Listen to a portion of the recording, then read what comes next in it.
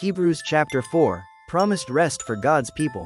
God's promise of entering his rest still stands, so we ought to tremble with fear that some of you might fail to experience it. For this good news, that God has prepared this rest, has been announced to us just as it was to them. But it did them no good because they didn't share the faith of those who listened to God. For only we who believe can enter his rest. As for the others, God said, "In my anger I took an oath. They will never enter my place of rest, even though this rest has been ready since he made the world." We know it is ready because of the place in the scriptures where it mentions the seventh day. On the seventh day God rested from all his work.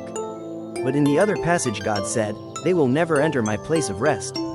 So God's rest is there for people to enter, but those who first heard this good news failed to enter because they disobeyed God. So God set another time for entering his rest, and that time is today. God announced this through David much later in the words already quoted. "Today when you hear his voice, don't harden your hearts." Now if Joshua had succeeded in giving them this rest, God would not have spoken about another day of rest still to come. So there is a special rest still waiting for the people of God. For all who have entered into God's rest have rested from their labors, just as God did after creating the world. So let us do our best to enter that rest. But if we disobey God, as the people of Israel did, we will fall. For the word of God is alive and powerful. It is sharper than the sharpest two-edged sword, cutting between soul and spirit, between joint and marrow. It exposes our innermost thoughts and desires. Nothing in all creation is hidden from God.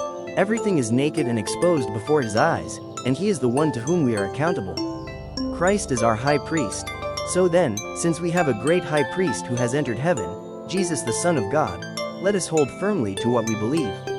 This high priest of ours understands our weaknesses, for he faced all of the same testings we do, yet he did not sin. So let us come boldly to the throne of our gracious God. There we will receive his mercy, and we will find grace to help us when we need it most.